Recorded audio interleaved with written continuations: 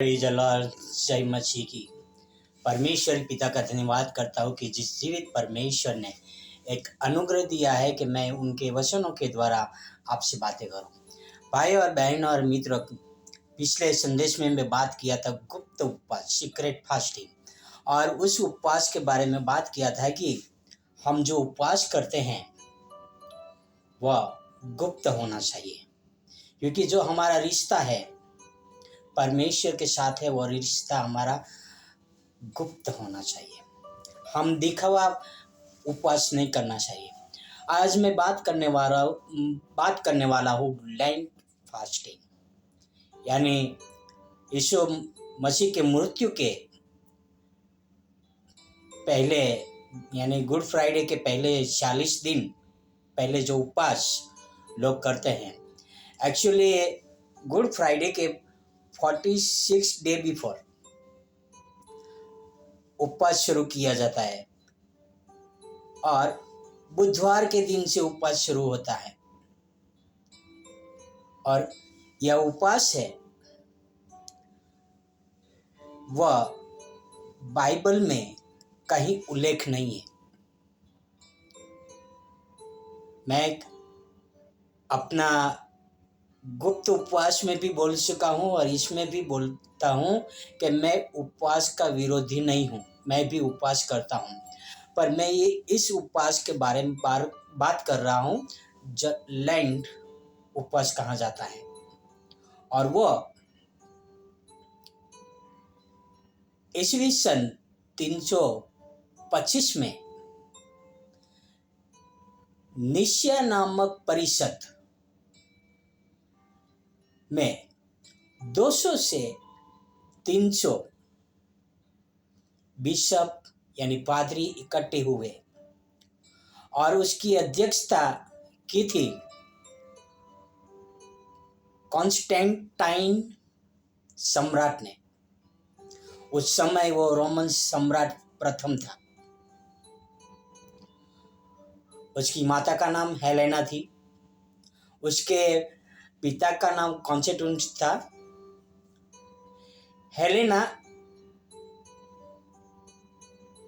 मसीह पर विश्वास करती थी और उसके पिताजी कॉन्स्टेंटाइनस का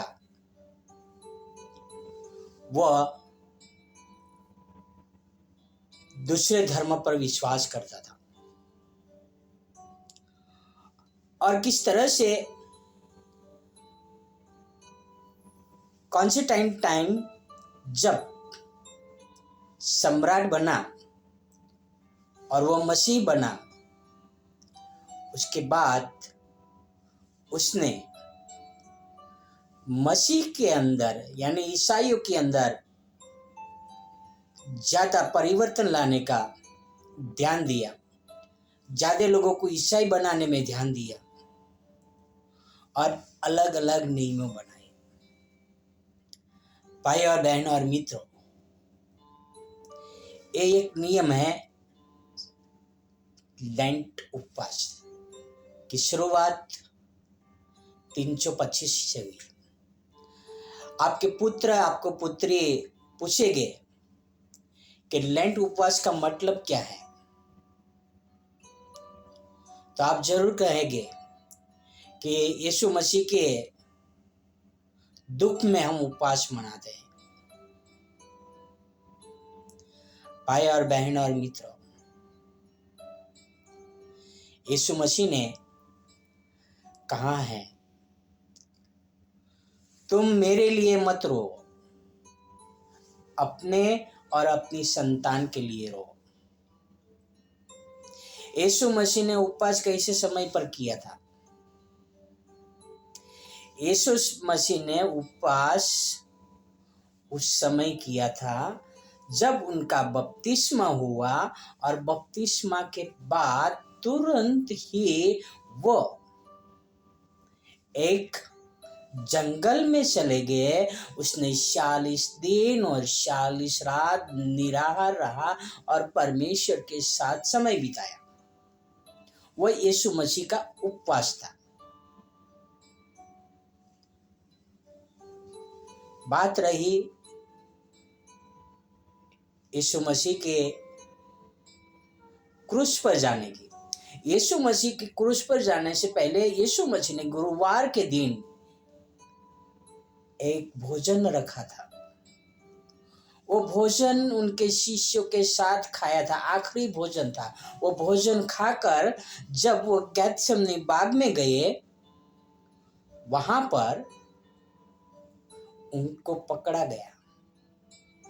यीशु मसीह को पकड़ने के बाद महायाजक के पास लेकर गए, महायाजक के पास पिलातुस के पास लेकर गए, पिलातुस के पास से उनको हेरोदेस के पास लेके गए, हेरोदेस के पास से फिर पिलातुस के पास लेके गए। ऐसे यीशु मसीह को बहुत ही जल्दी अपमानित करते हुए, भगाते हुए उनको क्रूस पर चढ़ा दिया गया। बात रही कि यीशु मसीह क्रूस पर जाने से पहले उपवास नहीं किया था। यीशु मसीह ने उपवास किया था बपतिस्मा के बाद। भाई और बहन और मित्र, आप जो भी सुन रहे हो, आपसे पूछना चाहता हूँ, क्या आपने बपतिस्मा के दिन उपवास किया था? किया था तो आप कमेंट में हाँ लिखिए। और आप कौन सी तारीख को बपतिस्मा लिया था, यदि आपको याद है तो आप अपनी तारीख लिखिए। और आपने बपतिस्मा क्यों लिया था, उसके बारे में भी बताइए। भाई और बहन और मित्रों, बात है उपवास के बारे में। हमारा जो उपवास है वो मनुष्य के नियमों के अनुसार नहीं, पर हमारा जो उपवास है वो परमेश्वर के नियमों के अनुसार होना चाहिए, बाइबल के नियमों के अनुसार होना चाहिए। अब हम देखते हैं कि मनुष्य में कौन कौन व्यक्ति थे जिन्होंने ये उपवास ठहराए थे और कब ठहराए थे। 325 ईस्वी की प्रथम निशिया परिषद में मुख्य रूप से रोमन साम्राज्य भर के लगभग 200 से 300 से अधिक ईसाई बिशप यानी पादरी शामिल हुए थे। इसमें मुख्य रूप में अलेक्जेंड्रिया के अलेक्जेंडर, कोर्डोबा के होशियस अध्यक्षता की और कैसरिया के यूसेबियस और निकोमीडिया के यूसेबियस जैसे प्रमुख नेता शामिल थे। और परिषद के प्रमुख सदस्य और सहभागी रोमन सम्राट कॉन्स्टेंटाइन प्रथम। भाई और बहन और मित्रों, ये जो है यीशु मसीह की मृत्यु के 325 साल के बाद ये सब नियम बनाए गए। बाइबल में एक बार भी आप मुझे लेंट उपवास के बारे में बताइए।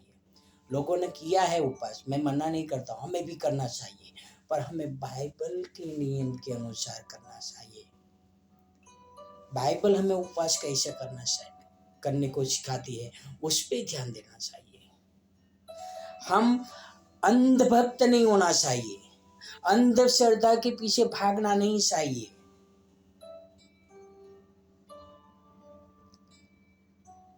सही क्या है उसकी खोज करना चाहिए।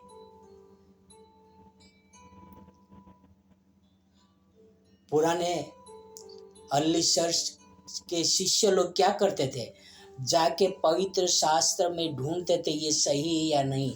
आपके बच्चे आपको पूछेंगे, मम्मी पापा हमें बताइए कि यहाँ पे लेंट का फास्टिंग के बारे में कहाँ लिखा हुआ है, तो आप क्या बताओगे?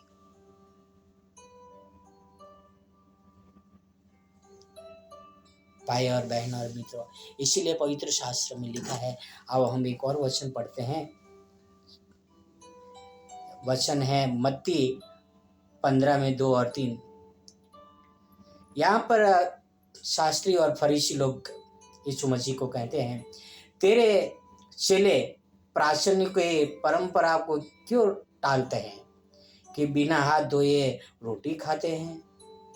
उसने उसको उत्तर दिया, तुम भी अपनी परंपराओं के कारण क्यों परमेश्वर की आज्ञाओं को टालते हो? भाई और बहन और मित्र, ये मनुष्य ने बहुत सारे अलग अलग परंपराएं बनाई है।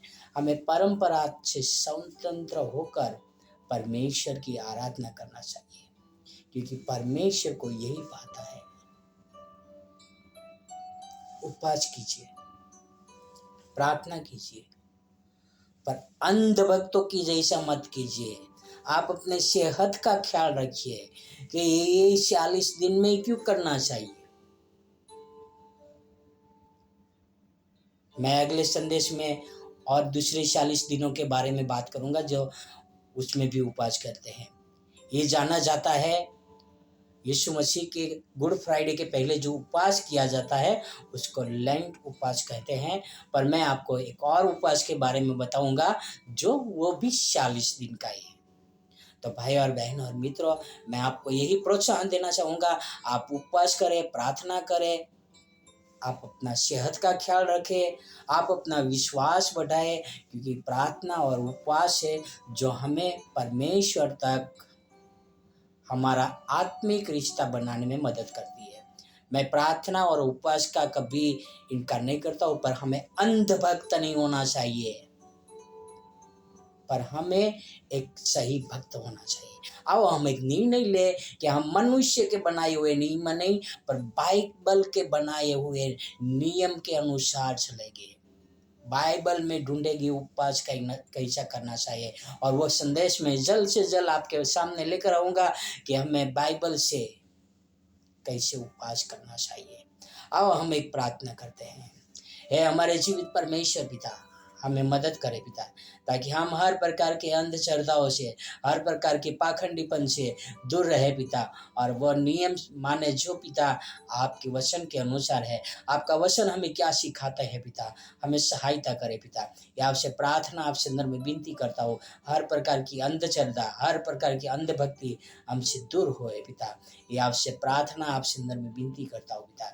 धन्यवाद यीशु मसीह के लिए, आपके प्रेम के लिए, आपके अनुग्रह के लिए पिता। यह सारी प्रार्थना मेरे उद्धार करता, प्रभुओं का प्रभु, राजाओं का राजा यीशु मसीह के नाम से करता हूँ। आमीन, आमीन, आमीन। God bless you. Have a wonderful